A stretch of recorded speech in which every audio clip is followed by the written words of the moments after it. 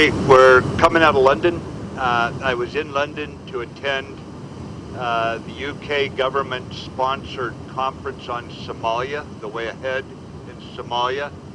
As you're no doubt aware, President Farmajo has been elected, and he's got right now an economic and a governmental program to put Somalia back on its feet. It needs a security framework as well. So we were working on how the future looks and what nations could commit what to what and get the framework right. It includes on the security side both a continued maturation of their security forces in the defenses against Al-Shabaab, but it also includes a reconciliation program designed to pull the fence sitters and the middle of the roaders away from Al-Shabaab. It's very well put together. There were quite a few nations there. I don't remember quite how many nations and organizations, like from the Arab countries, African countries, and World Bank, EU, those kind of organizations. So it's very much a holistic approach to the situation that Somalia finds itself in. There is certainly an attitude of renewed hope based on the election of what appears to be a very good leader in terms of understanding the need for military security, but as well economic efforts, and certainly reconciliation is going to have to mark this way forward as well. So basically, Prime Minister May kicked it off, saying that we have an opportunity here that we don't want to let go of. And then we began going around the room with various presentations and discussions about the specifics of what the EU or what the other ones recommend, the other nations recommend. Amazon has done a very good job in a very difficult position for years. Amazon and the Somali soldiers have fought against a pretty tough enemy that has sworn allegiance, as you know, to Al-Qaeda. And so it's an enemy that's got to be fought, and the people have to be defended. I had a private discussion with the president about his vision for the future, and I came away from that heartened. So let me stop there and take a question or two on record. Leila. Can you tell us just a little bit about your meeting with the Turkish Prime Minister, how you think it went? Sure. This is separate now from the meeting on Somalia, okay? On the margins, actually before the meeting began, I met with the Turkish Prime Minister. I would characterize it as the usual sort of honest, transparent,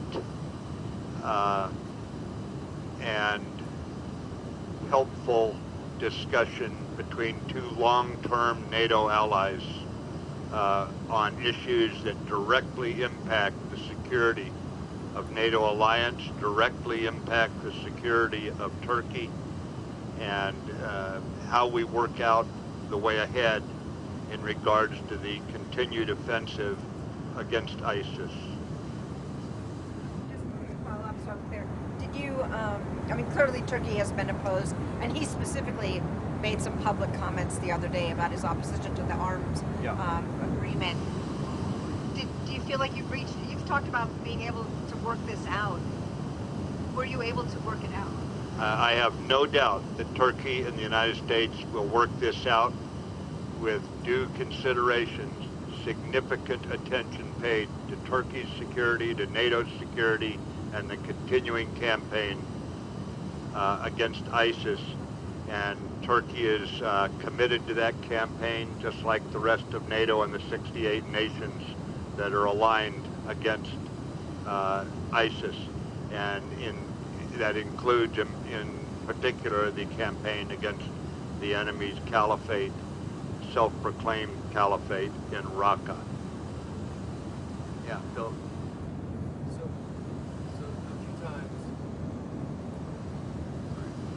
So a few times in the last couple of days, you said that you're going to guarantee Turkey's security. How are you? If I said I was going to guarantee it, no. This is a hard-going fight, and this Turkey's security is a primary concern to us. In this world today, no one nation, no two nations can guarantee security. We must work together against an enemy that violates every civilized norm. And there is only hard work ahead on this. But I just wanted to be clear on that. I'm sorry, I misspoke. But what can the United States do to reassure Turkey about its security concerns, or what are you planning to do to help reassure them? Yeah, when it comes to terrorist groups, we are unrelenting in our approach to a united front against them. And that's the way we're going to stay. We started that way, we've stayed that way. Oftentimes it can be untidy as we deal with the polarities of time, in other words, urgency, and a group that must be thrown onto its back foot if Turkey, if Europe, if all the nations that ISIS has threatened around the world are to be kept on the right trajectory for security. But there's no guarantee. Thank you, Mr. Secretary. Just going back to the Somalia conference, we didn't get to hear your opening remarks. I was wondering if you could talk a little bit about that, and also if you could tell us, did you make any new commitments or pledges towards U.S. military involvement in the country? As you know, the U.S. this is on Somalia now. The U.S. military has been involved in Somalia in the effort to build up the Somali capacity to defend itself. That has involved basically two fundamental thrusts. One is that where we can identify a terrorist threat, obviously we work by, with, and through our allies to directly go after it, but also, and probably the way we have had the most involvement to date has been the support, both equipment and training support of Amazon forces. These are the African forces in support of Somalia that have been buying the time for Somalia to hold, for example, the election they just had, to get the police forces put together, and they've had to do this in the face of the Al-Shabaab threat. So it's really along two lines, our military support, to Amazon and the African forces and against terrorist threats. That's intel sharing, training, obviously strikes if the conditions are met, that sort of thing. That's where we've been, and you'll see that continue.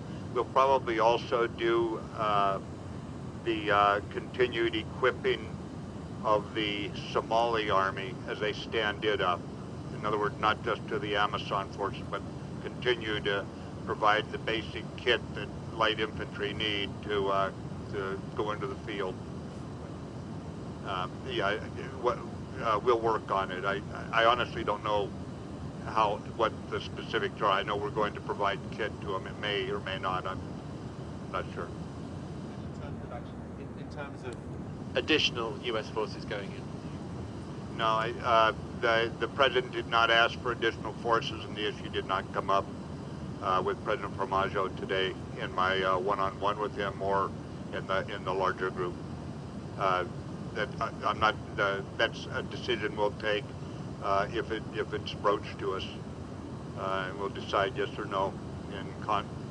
So I can take another question. I want to clarify. Are you speaking about this? Because Turkey's main concern is not Islamic. Turkey's main concern is PKK, and so I just want to make sure when you're talking before. Okay, in regards to PKK, which is, and we agree 100% with Turkey's concern about PKK, a named terrorist group. It is conducting an active insurgency in Turkey. It has orchestrated the killing of innocent Turkish civilians and Turkish soldiers, and we support Turkey in its fight against PKK as a fellow NATO member, just like all the NATO countries stand with Turkey